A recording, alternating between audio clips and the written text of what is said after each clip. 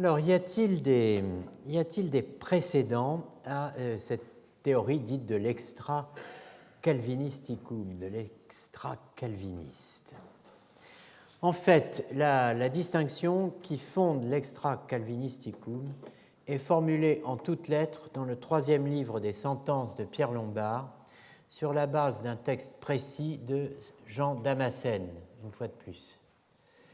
Plus remarquable encore, non seulement la distinction, mais l'application de cette distinction à ce qui est le cœur de la théorie luthérienne que les réformés désignent comme ubiquisme, figure au fond en amorce chez Pierre Lombard. Donc le socle médiéval de l'extra-calvinisticum, ce sont les sentences donc, de Pierre Lombard, et appuyé sur un certain nombre de textes d'Augustin et du pseudo-Augustin. Voici le texte de Pierre Lombard, où Pierre Lombard rappelle que totus, tout entier, réfère à la personne, et totum, en entier, réfère à la nature. Que le Christ est tout entier partout, ubique totus. Donc on a d'entrée de jeu une formule qui concernera quelques siècles après le credo luthérien. Le Christ est tout entier partout, ubique totus, mais pas en entier, sed non totum, bon, du Calvin, puisqu'il est homme ou Dieu tout entier. Donc le Christ est homme tout entier, ou Dieu tout entier, mais pas en entier, puisqu'il est et homme et Dieu. Sans aucun doute, est-il en même temps tout entier en enfer, tout entier au ciel, tout entier partout, totus ubique. Donc voilà un premier texte extrêmement clair de Pierre Lombard. Et si l'on cherche une source, puisque vous savez que Pierre Lombard procède de cette façon, il met en conflit des autorités, eh bien, on n'a pas à chercher bien loin. On trouve le pseudo-Augustin, en l'occurrence, alors qui à l'époque est considéré comme un vrai, n'est-ce pas, comme Augustin, mais nous savons aujourd'hui que cet Augustin-là, qui a écrit contre Félicien, est en réalité Vigile de Taps, qui est une petite ville de Tunisie, n'est-ce pas? Alors, Pierre Lombard dit d'où Augustin, donc traduisons-nous d'où Vigile de Taps. Le Christ n'a pas abandonné le Père quand il est venu en la Vierge. Partout tout entier, partout parfait. Par conséquent, dans un seul et même temps, il était tout entier en enfer, quand il est descendu aux enfers pendant le Triduum, 3 jours passés au tombeau, n'est-ce pas? Par conséquent, dans un seul et même temps, il était tout entier en enfer, tout entier au ciel. Aux enfers, il était la résurrection des morts. Au-dessus des cieux, il était la vie des vivants, vraiment mort, vraiment vivant. Lui en qui l'assomption de la mortalité a porté le poids de la mort, et la divinité n'a pas perdu la vie.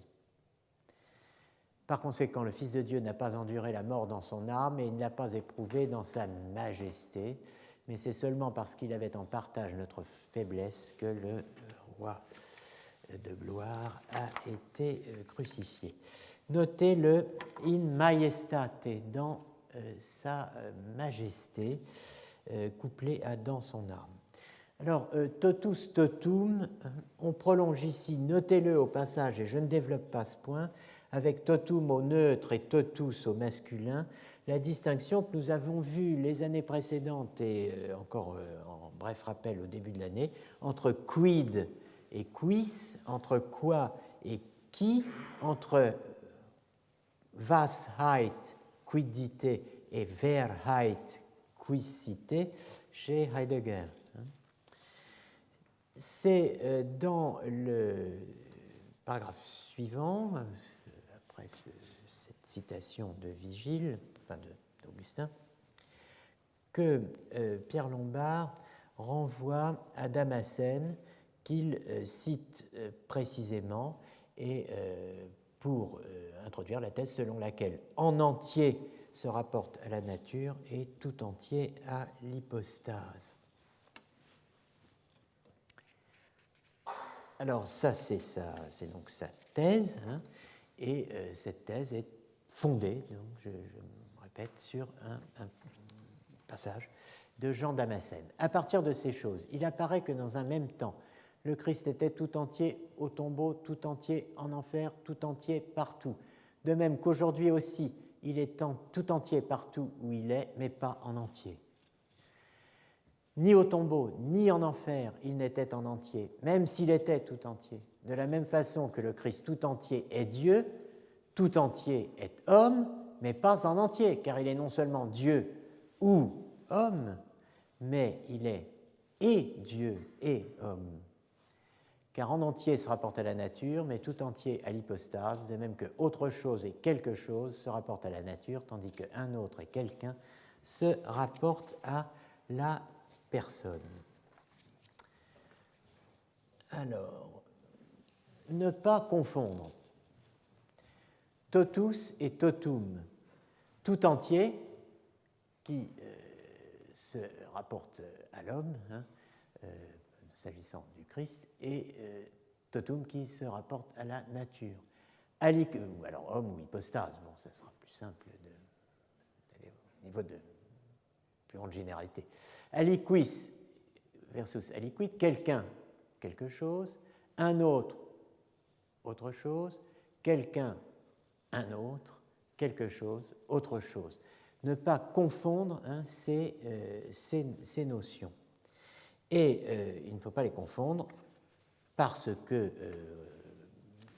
il ne faut pas les confondre en soi, mais aussi parce que Jean de Damas explique que c'est la base même de tout ce qu'on peut dire concernant bien précisément l'ubiquité, l'omnipotence, etc., ou la souffrance du Christ. La source patristique, donc la voilà, Jean de Damas, la différence entre holos et holon. Tout entier dit, alors, holos, holon, hein, donc, il y a plusieurs mots pour rendre holos, holon, qui est très simple en grec, hein, mais bon. Tout entier, donc, il est Dieu parfait, théos, téléios, accompli, mais non entièrement Dieu, ou holon de théos, car il n'est pas seulement Dieu, mais homme, et tout entier homme parfait, mais non entièrement homme, car il est aussi Dieu. Le mot entièrement, en effet, démontre la nature et le mot entier l'hypostase, comme le mot autrement montre la nature et autre l'hypostase. Donc vous voyez qu'ici, outre holos, holon, on trouve allo, allos.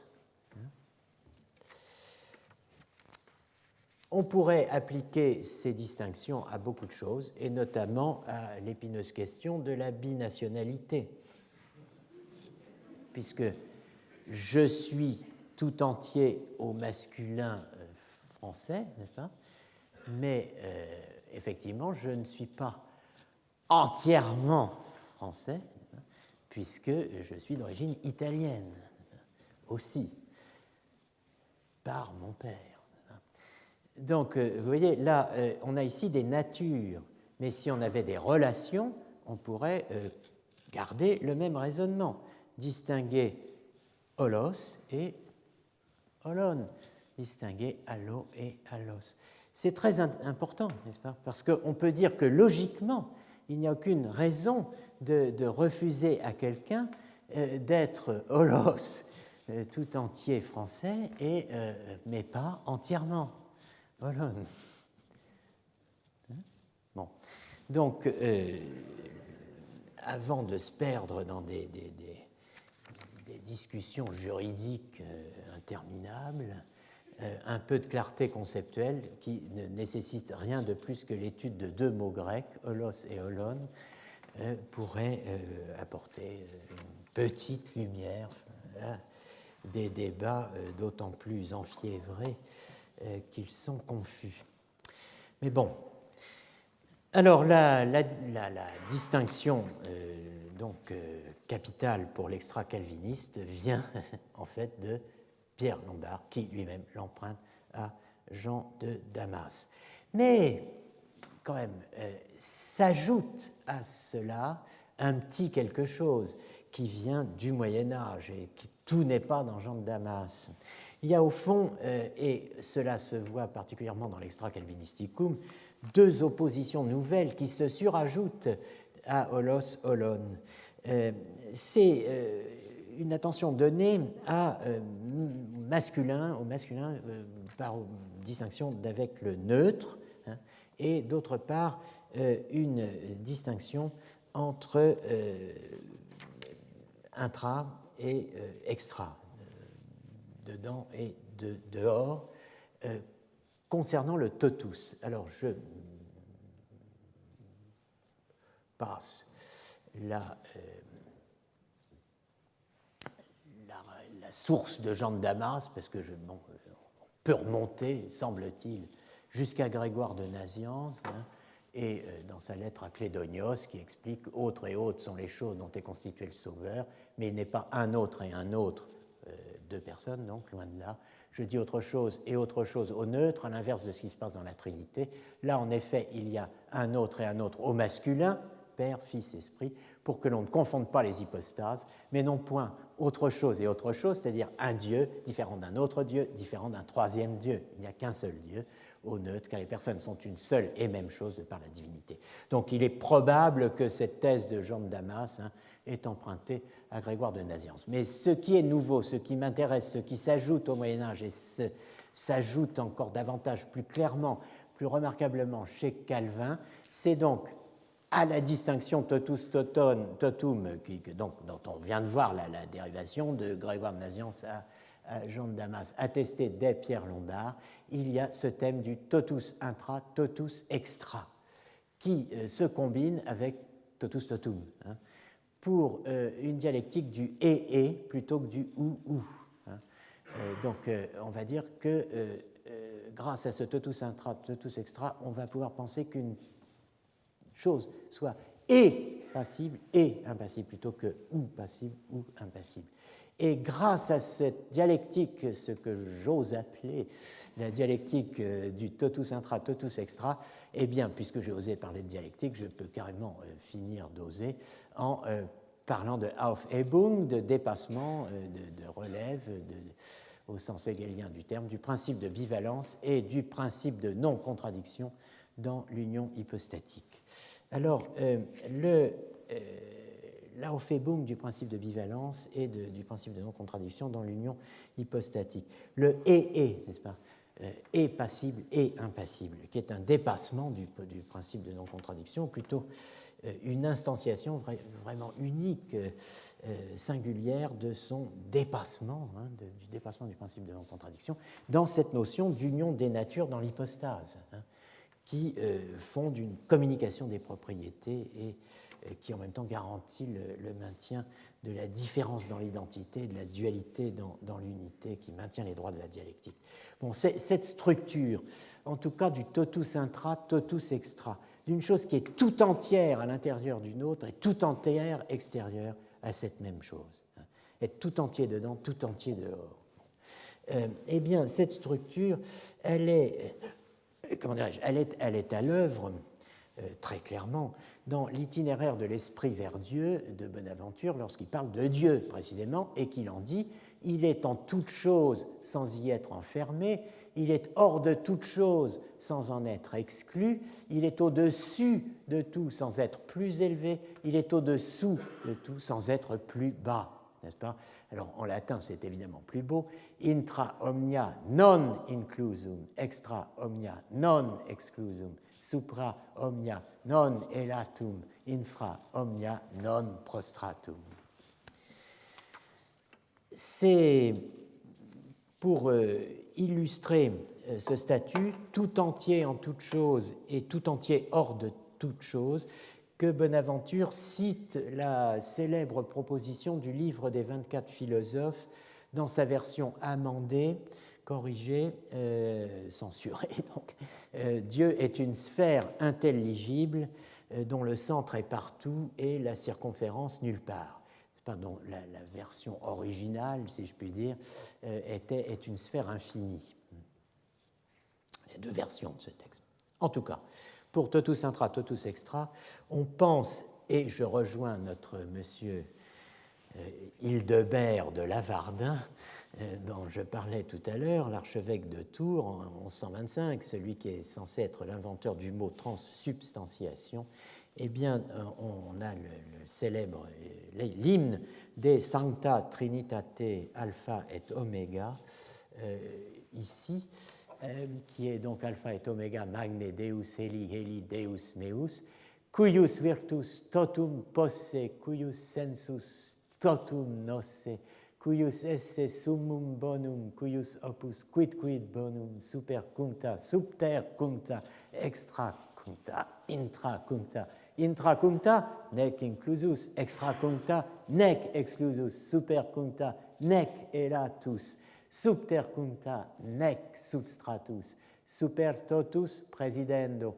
subter totus sustinendo, extra totus completendo, intra totus es implendo, intra nusquam coartaris, extra nusquam dilataris, subter nullo fatigaris, super nullo sustentaris. Tu ne seras jamais épuisé sous quelque chose, n'est-ce pas? Et tu ne t'appuieras jamais sur autre chose. Donc, ce magnifique texte donc, nous présente, disons, dans toute sa beauté, la structure totus, extra, totus, intra. Hein. Et la source en est probablement Grégoire de Nice, mais il y a beaucoup d'autres sources possibles pour quelqu'un pour un latin.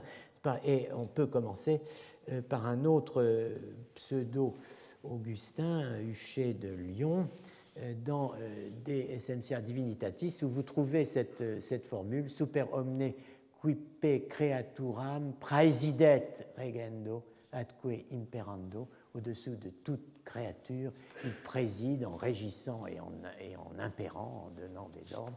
Extra omnia est, il est extérieur à tout sans y être inclus, sed non inclusus. Donc vous trouvez des formules de ce genre, vous voyez d'où elles viennent. Bon, mais c'est évidemment chez Maître Eckhart ou des auteurs de ce genre que vous trouvez la structure complète, totus intra, totus extra.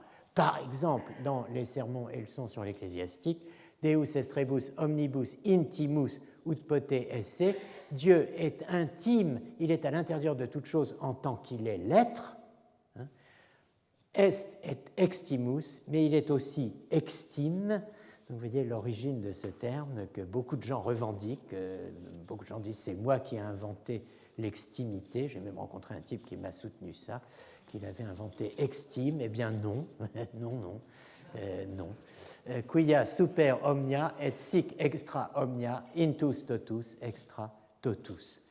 Commentaire de Jean, paragraphe 12, mais il y a de nombreux textes, verbum, logos, sive, ratio, rerum, là, donc le verbe, le logos, la formule définitionnelle ou raison des choses est telle que sic est in ipsis et se tota in singulis, et dans les singuliers, dans les choses singulières, elle y est par elle-même tout entière, de telle façon qu'elle n'en est pas moins par elle-même tout entière, extérieure à n'importe lequel de ces singuliers. Elle est tota intus, tota dephoris, elle est tout entière dedans, elle est tout entière dehors.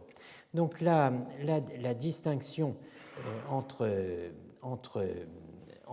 en entier et tout entier est une structure, manifestement, que on peut trouver, à condition de la chercher, un peu ailleurs, et elle peut être aisément transférée de la souffrance du Christ à l'homme souffrant, qui est tout entier à sa douleur, sans être en entier ni dans la cause de sa douleur, ni peut-être même dans sa douleur. Il peut y avoir en toute personne qui souffre à la fois pâtir et impassibilité, et même dédoublement entre un qui souffre et un qui reste impassible, se détache de sa souffrance, et celui qui ne s'en détache pas, et on peut être l'un et l'autre à la fois. Bon, il peut y avoir un monophysisme de la douleur, je ne suis que douleur, et il peut y avoir un nestorianisme de la douleur, j'ai mal, mais je n'ai pas mal. C'est le même pas mal. Une structure réactivée des profondeurs de l'enfance dans le récent même pas peur, alors qu'on est terrifié, bien entendu. Bon, alors, je propose de quitter cela, de quitter aussi au passage, on n'en parlera pas cette année, je le crains, le mal de dents des philosophes anglais analytiques n'ont plus le temps de consulter le dentiste et de passer de l'ontologie à l'odontologie. Bon, nous quittons le mal de dents trop fugitivement évoqué, n'est-ce pas, et nous quittons la simple métonymie. Je n'ai pas le temps non plus d'évoquer, d'ailleurs je n'aurais pas pu en dire grand-chose car la compétence me manque singulièrement, la notion du pas-tout, que l'on retrouve par exemple chez Lacan, qui écrit que la femme n'est pas toute, avec un trait d'union, pas toute, ou plutôt qu'elle est pas toute. Vous trouvez cela dans Encore, qui est le séminaire de 72-73 publié en 75, dans lequel vous trouvez ceci, par exemple, ce n'est pas parce qu'elle est pas toute dans la fonction phallique qu'elle n'y est pas du tout, la femme. Elle y est pas du tout. Bon, donc il y a peut-être un extra lacanicum, comme il y a un extra calvinisticum, et une archéologie du pas-tout à entamer. Pour l'étude de la structure, en tout cas, je vous renvoie à Guy Le Goffet, le pas-tout de Lacan, consistance logique, conséquences cliniques, où il est question de l'opérateur pas-tout, qui réaffirme, je cite Le Goffet, la partialité foncière et sans totalité de l'être parlant sexué. Bon, je quitte, en tout cas, en ce qui me concerne, l'extra calvinisticum pour aborder un autre thème âprement discuté à Montbéliard, celui de l'occultation de la majesté divine, qui est un élément central dans la théologie luthérienne de la kénose. Donc, on va parler maintenant de kénose et occultation. Alors, le thème de l'occultation, donc rien de chiite là-dedans, est lié à l'exégèse de Philippiens 2.7, ou plutôt de toute la séquence en fait de Philippiens 2.5.11. C'est la fameuse forme de l'esclave, forme d'esclave, forme de serviteur, format servi. Donc, exinanition et occultation. Le Christ a endossé la forma servi. Vous vous rappelez, exinaniuit. Il s'est entièrement vidé de lui-même et a revêtu la forme du serviteur, format servi. Alors, il y a deux thèses. Il y a la thèse donc des luthériens. Qu'est-ce que la forma servi? Qu'est-ce que c'est que la forme du serviteur que le Christ a endossée dans l'incarnation? Eh bien, pour Jacques André, Jacobus Andreae, la forma servi non est humanitas. La forme d'esclave n'est pas l'humanité. C'est la condition servile de l'homme Christ. Ce n'est pas l'humanité, c'est sa condition servile. Alors, c'est une condition temporaire. La thèse de Jacques André, Jacobus Andreae, est l'exinanition, donc la kénose, exinanition est le terme latin pour kénosis, le terme grec, c'est l'occultation de la majesté divine communiquée à l'humanité du Christ au moment de l'incarnation. Au moment de l'incarnation, la majesté divine a été communiquée au Christ, mais elle est occultée pour le temps de sa mission, du plan de sauvetage, n'est-ce pas, j'évoquais, économique, n'est-ce pas, la fois dernière. C'est une occultation de la majesté divine. La majesté divine est cachée, soustraite au regard, on ne la voit plus. On voit un esclave. Et pourtant, elle est là, mais cachée. Martin Chemnitz, sur lequel je reviendrai, dont je vous avais annoncé qu'on en évoquerait la figure, Martin Chemnitz, grand théologien luthérien, essaie d'expliquer ce que n'est pas la kénose, l'exinanition. Et vous voyez qu'il ne manque pas de termes. Il dit l'exinanition n'est pas une privation, ce n'est pas une ablation, ce n'est pas une despoliation, ce n'est pas une exuition, ce n'est pas une abjection, ce n'est pas une déposition, ce n'est pas une rémotion, ce n'est pas une carence, une absence, un défaut, une nudité ou vacuité de la plénitude de la divinité qui a habité dans le Christ corporellement depuis l'instant de sa conception. C'est une occultation. C'est cette occultation volontaire qui est, pour le Christ, prendre la forme d'un serviteur.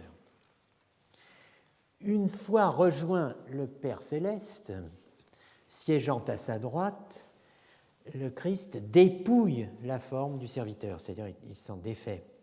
C'est le temps, si on ose dire, de la gloire. La gloire succède, la gloire auprès du Père, la gloire retrouvée, succède à l'occultation. Il dépouille la forme du serviteur, c'est le temps de la gloire où il exerce la plénitude de ses pouvoirs, là-haut, omnipotence, omniscience, omniprésence. Donc la forme du serviteur n'est pas l'humanité. Théodore de Bèze, qui est contre l'occultation luthérienne, n'est-ce pas, dit mais pas du tout, la forme du serviteur désigne l'humanité, comme la forme de Dieu désigne la divinité. Alors là, on a quelque chose qu'on a beaucoup de mal à expliquer en classe terminale, n'est-ce pas? Le sens de forme, qui est soit la forme extérieure, shape, ce qu'on voit, et puis la forme, qui est forme de la matière, principe d'organisation, principe de vie, principe structurant. Forme, c'est à prendre au sens philosophique du terme, mais l'autre aussi est philosophique. Bon, c'est à prendre au sens fort du terme. Forme signifie essence ou nature. Morphé égale physis. Point barre. Et non pas apparence ou similitude ou semblance, comme on l'avait vu dans un texte d'Augustin. La forme du serviteur, son apparence extérieure, sa forme phénoménale, sa figure. Donc c'est la distinction entre forme et figure en français qui est un peu difficile à capter. Mais enfin, qu'on voit à peu près quand même. Donc le Christ ne peut déposer la forme du serviteur, puisqu'il s'agit de son humanité qui demeure ce qu'elle est dans le Christ-homme ou dans la gloire. La divinité occultée de l'incarnation à la résurrection, selon les luthériens, on veut bien utiliser un instance terme, elle pouvait être manifestée, entendez, dans les miracles, mais elle ne pouvait être ni augmentée, ni humiliée, ni glorifiée. Elle demeure ce qu'elle est, donc la notion d'occultation est creuse, elle est inutile.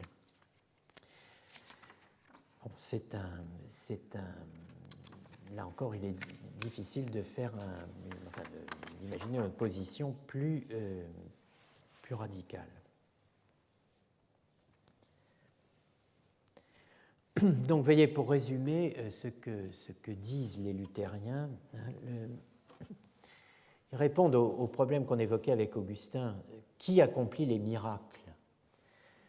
Qui accomplit les actions divines dans la vie et l'histoire du Christ? Eh bien, Jacobus Andreae soutient que l'humanité du Christ, dotée par l'Esprit Saint des propriétés constituant la majesté divine, accomplit des actions divines. L'humanité du Christ, dotée des propriétés constituant la majesté, accomplit des actions divines. À l'occasion, c'est les miracles. Le reste du temps, eh bien, le Christ demeure dans la forme de l'esclave ou du serviteur, dans cette morphée doulou, le serviteur, morphée doulou, dans la forme du doulos. Le doulos. Alors, je vois que quelques-uns connaissent Melville et se souviennent de Jean-Paul Belmondo. Le doulos, effectivement, esclave ou serviteur en grec, entendons et pensons au serviteur souffrant d'Isaïe, mais en argot français, pas un doulos, c'est un chapeau mais aussi et d'abord, non, plus exactement, c'est aussi un indicateur, n'est-ce pas? Donc c'est dans le film de Melville, le doulos. Bon, enfin en tout cas, Morphée, doulou, hein, la forme du serviteur. Bon, c'est soit l'humanité, soit la condition servile. Vous devez vous prononcer là-dessus. Si vous êtes réformé ou luthérien, vous n'aurez pas la même position. Alors, la position de Luther est évidemment conforme à sa doctrine de la communication des propriétés, hein, la communicatio idiomatum, puisque Luther va jusqu'à parler d'un échange entre les natures, entre la nature divine et la nature humaine. Mais les luthériens ajoutent des concepts nouveaux à ce que disait Luther, et c'est le cas de Martin Chemnitz, donc, qui introduit la théorie qu'on appelle la théorie des 4 genres. Dans la formule de concorde que j'évoquais au début de l'heure, 1577, l'attention est attirée par les rédacteurs de la formule sur les predicationes ou propositiones, les prédications ou propositions, les manières de parler de la personne du Christ. Comment parle-t-on de la personne du Christ? Je vous avais dit que la théologie scolastique faisait une large place à la réflexion sur les propositions, sur les énoncés, qu'on pouvait même parler, d'ailleurs on l'avait vu dès Pierre Lombard, d'une théologie des propositions, d'une approche propositionnelle. Alors, quel est le statut des prédications ou propositions qui permettent de parler de la personne du Christ, de ses natures et de ses propriétés? Quelle est la nature des propositions qui permettent de donner des explications sur ce que sont les personnes de la Trinité, tout particulièrement pour ce qui nous occupe, le Christ. Alors, ces modes d'expression, ces modes de prédication, ces genres de prédication, eh bien, c'est simple, il faut savoir si tout est prédication purement verbale, si on ne fait qu'utiliser des mots sans rejoindre le moins du monde des choses dans tout ce qu'on peut dire du Christ ou de Dieu, ou bien s'il y a véritablement une classification que l'on peut faire des différentes manières de parler du Christ, par exemple. Donc c'est la théorie des 4 genres de prédication de Martin Chemnitz qui systématise la position luthérienne. Donc il y a 4 genres de prédication. Voilà le premier, ce qu'il appelle le genus idiomaticum, que les théologiens ont appelé ensuite le genus idiopoietikon, en causant grec, si je peux dire. Les attributs des 2 natures, humaine et divine, sont attribués à la même personne. Ça, c'est un genre de prédication, donc idiomatique. Omniprésence, omniscience, omnipotence, qui sont des attributs de la nature divine, sont attribués à la personne du Christ, au Verbe. Et la localisation dans l'espace, l'aptitude à souffrir, la croissance, sont attribuées aussi, alors qu'elles sont des caractéristiques de la nature humaine, à la même personne. Vous avez ici nature humaine, nature divine, les deux sont attribués à la même personne, genus idiomaticum. Le deuxième genre est le genre apotélesmatique, dit Chemnitz, qui vient du grec apotélesma, et les théologiens ultérieurs parleront de koinopoietikon, de ce qui s'opère en commun, l'œuvre commune. C'est l'autre façon de parler de la communication des propriétés ou des opérations, plus exactement. Tout ce que fait le Christ est opéré en vertu des 2 natures. Le Christ a une seule opération divino-humaine, cette opération que j'appelle l'apotélesma, en grec. Donc nature humaine, nature divine, tout ce qu'il fait est en fonction de ces 2 natures et est fait, si je puis dire, de manière koinopoietique. C'est une opération commune. Il y a maintenant, et vous rappelez le mot majestat, in majestate, la majesté du Christ. Bon, on a le genus majestaticum, le genre majestique, et ochématique, c'est-à-dire qui attribue une augmentation, n'est-ce pas, le Christ a obtenu une augmentation. L'augmentation, c'est-à-dire un surcroît, une augmentation de... alors, communication de la majesté divine à la nature humaine a reçu une augmentation, incontestable, dans cette communication de la majesté divine, donc de l'ubiquité. Selon Chemnitz et les Saxons, selon Brenz et les Souabes, ça ne s'entend pas tout à fait de la même façon, d'où la nécessité, tout à l'heure, comme je le rappelais, d'essayer d'accorder les Souabes et les Saxons, ce qui était arrivé avec la concorde Souabe-Saxonne qui a donné naissance à la formule de concorde par la suite. Selon Chemnitz et les luthériens saxons, la communication de la majesté divine à la nature humaine est limitée au vouloir ou à la promesse du Christ. C'est-à-dire, c'est intermittent. Alors que, selon Brenz et les luthériens Souabes, dès l'enfance, cette communication de la majesté divine s'est faite à la nature humaine, ce qui veut dire que la nature humaine n'est pas seulement assumée, mais qu'elle est déifiée. Il y a une déification de la nature humaine. Et donc, vous voyez, la nature divine est communiquée à la nature humaine. Et enfin, on a le genus tapeinotikon ou kénotikon, le genre tapéinotique ou kénotique, qui est le genre d'attribution, de prédication, de phrase que l'on fait à propos du Christ pour dire que, il y a eu communication, tapéinosis, de l'humilité, tapéinosis, donc de la souffrance à la nature divine. Cette fois, on va dans le sens nature humaine, nature divine. Alors, il faut souligner l'importance de cette classification intellectuelle.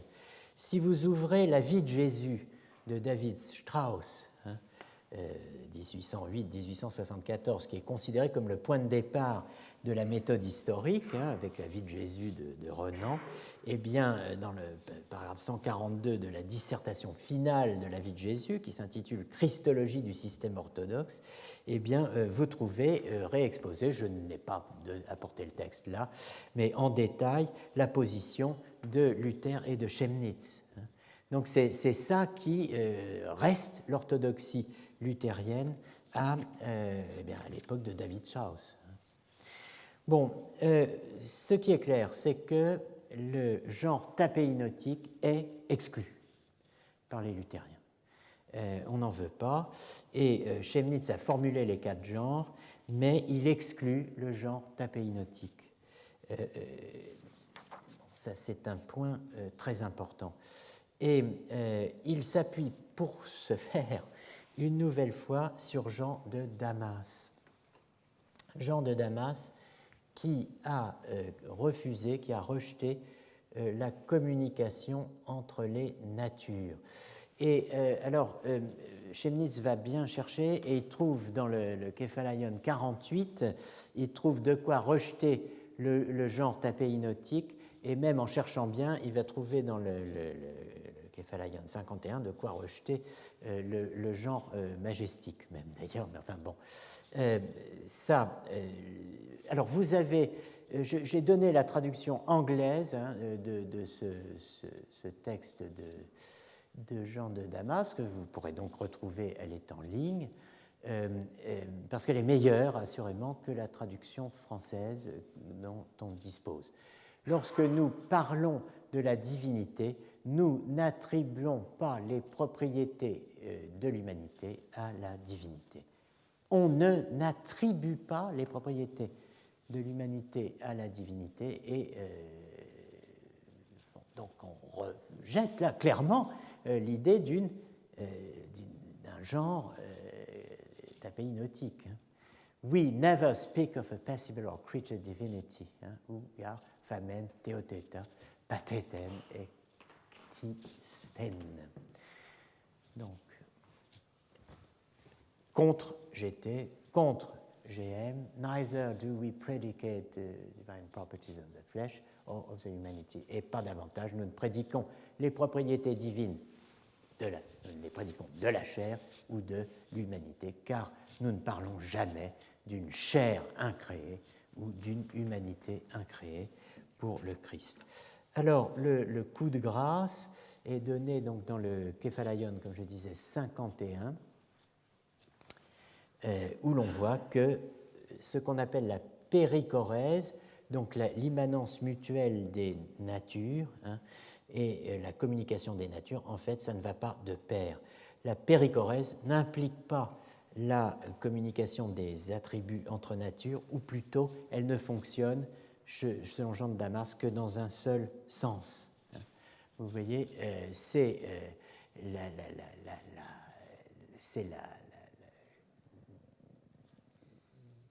même si l'on dit que les deux natures du Christ et donc divine et humaine, périchorein en allélaïs, sont mutuellement immanentes. On sait que cette immanence vient de la nature divine, ek tes teias, phuseos. Car c'est cette dernière qui diekei et qui périchorei tout, et pas l'inverse. Donc la périchorèse est asymétrique. Il y a une pénétration mutuelle, mais en réalité, si on regarde bien, on voit que c'est la nature divine qui se communique à la nature humaine, mais pas l'inverse. Bon, donc ça ne fonctionne que dans un sens. La nature divine demeure immuable et impassible et entièrement non affectée par la chair assumée. Donc la scolastique luthérienne s'appuie là-dessus pour rejeter le genre tapéinotique, et les autres luthériens sont du même avis que Chemnitz.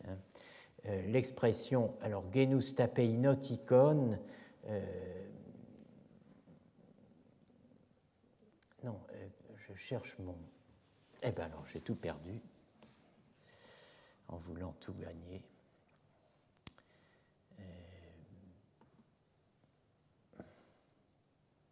Voilà. Le genre tapéinotique, encore une fois. Ce terme peut vous surprendre. Bon, en fait, il vient du mot tapéinosis, qui signifie abaissement, condition, basse condition, et il est attesté 4 fois dans l'Écriture sainte, tapéinosis.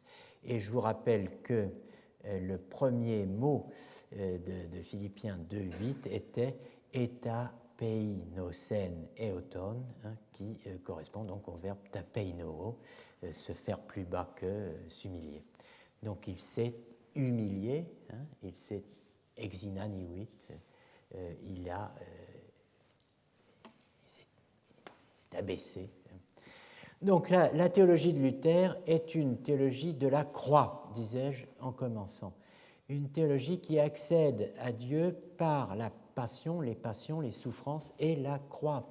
Elle est opposée, elle se veut opposée, elle est opposée à la théologie scolastique, c'est-à-dire à la théologie dite de la gloire, qui se tourne vers Dieu à partir de la seule considération du créé,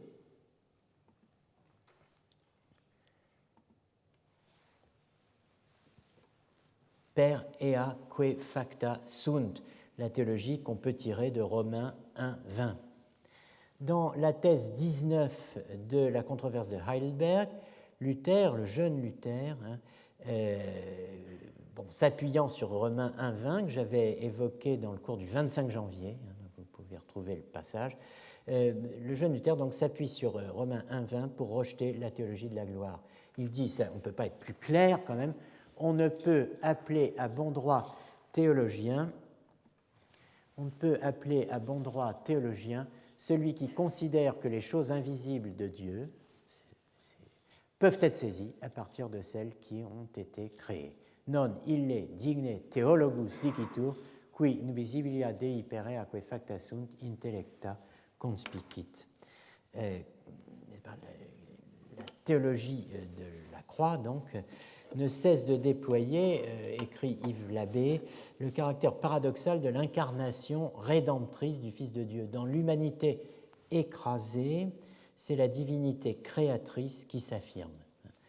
Luther dit, c'est en Christ crucifié qu'est la vraie théologie et la connaissance de Dieu. Inséparable de la condition d'humiliation, de la destinée de misère et de l'état d'agonie de Jésus, Dieu ne peut plus être confessé sous le signe de l'immutabilité divine, puisque la croix du Christ est vraiment celle du Fils de Dieu. L'abbé écrit « La souffrance de Dieu établit son historicité ».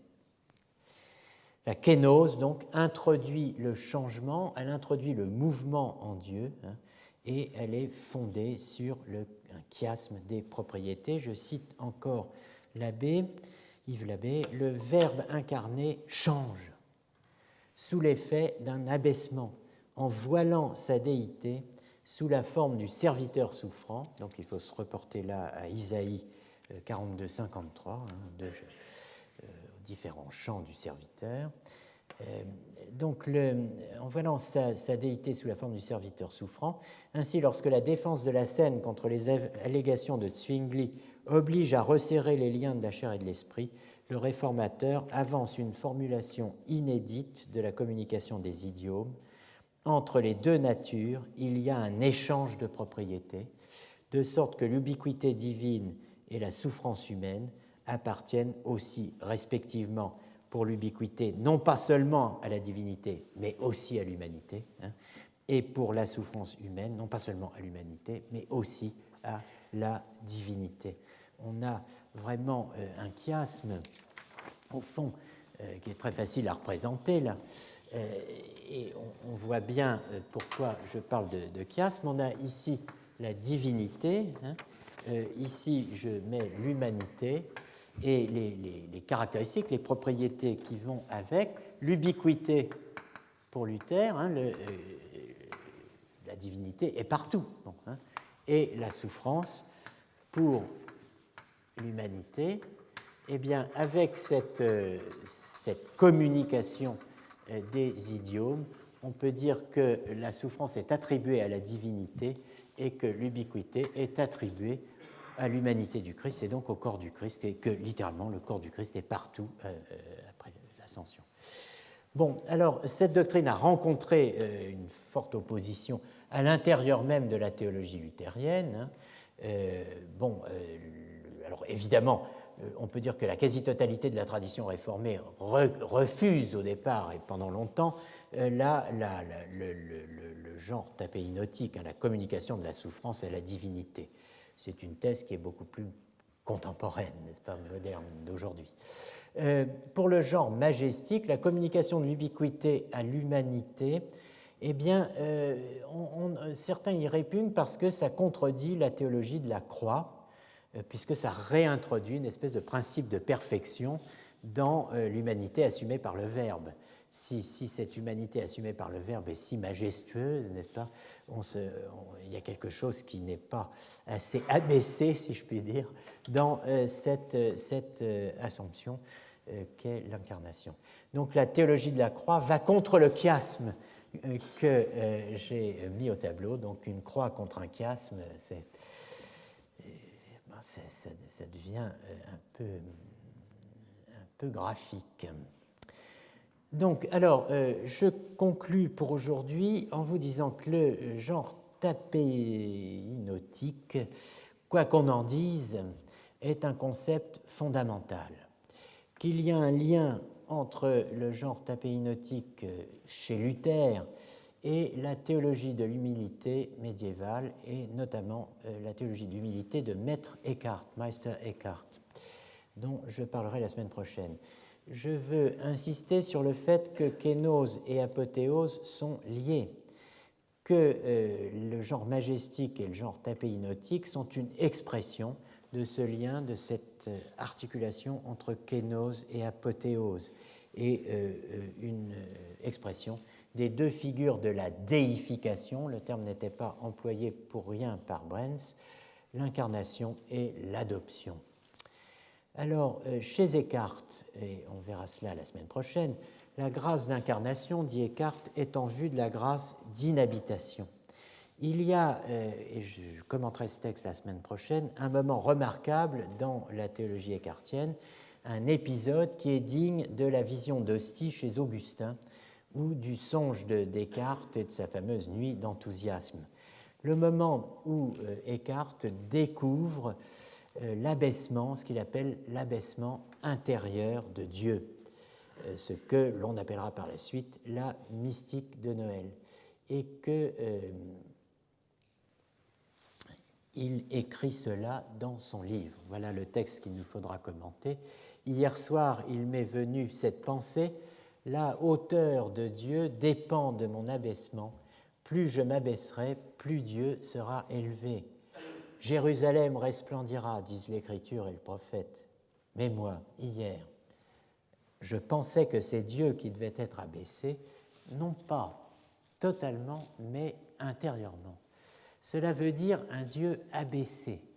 Cela me plut tellement que je l'écrivis aussitôt dans mon livre. Cela veut dire un Dieu abaissé, non pas totalement, mais intérieurement, afin que nous soyons élevés. Ce qui était en haut est devenu intérieur. Tu dois te rendre intérieur, et par toi-même, en toi-même, pour qu'il soit en toi. Non que nous devions prendre quelque chose de ce qui est au-dessus de nous, non. C'est en nous qu'il faut le prendre, et le prendre par nous-mêmes, en nous-mêmes. Jean a dit: à ceux qui l'ont reçu, il a donné le pouvoir de devenir fils de Dieu. Ceux qui sont fils de Dieu n'ont tiré leur naissance ni du sang ni de la chair, ils sont nés de Dieu, non pas hors de lui, mais en lui. Alors, il faut prendre cela au sérieux, ce texte au sérieux. L'incarnation continue pour Eckhart dans l'inhabitation. Le plan de sauvetage économique, n'est-ce pas? Eh bien, c'est la possibilité de devenir par grâce ce que le Fils est par nature. Ce qui suppose et réclame ce que Denis appelle la phairesis, le dépouillement, l'abandon des passions. Eh bien, ce qui suppose pour tout cela, c'est ce que Eckhart appelle le pâtir Dieu, le Gottlieben, l'état théopathique, qui n'est pas, et j'insiste là-dessus, c'est ce qu'il nous faudra voir la semaine prochaine, l'imitation de Jésus-Christ. Eckhart ne propose pas une répétition de la passion et de la mort, mais une rénovation, une répétition de la naissance. Donc, théologie de la croix contre théologie de la gloire, oui, mais aussi, il y a une troisième théologie, une théologie de la naissance, du détachement et de l'inhabitation intérieure, c'est celle de Jean 1, 11. In propria venit, qu'on traduit par Dieu vient dans son bien propre, mais qu'on peut aussi traduire par il vient il est venu chez les siens. Soit le bien propre de Dieu, dit Eckhart, Dieu sera ton bien propre comme il est son propre bien propre. Donc vous avez là de la dialectique, et c'est sur ce dernier mot que je vous quitte.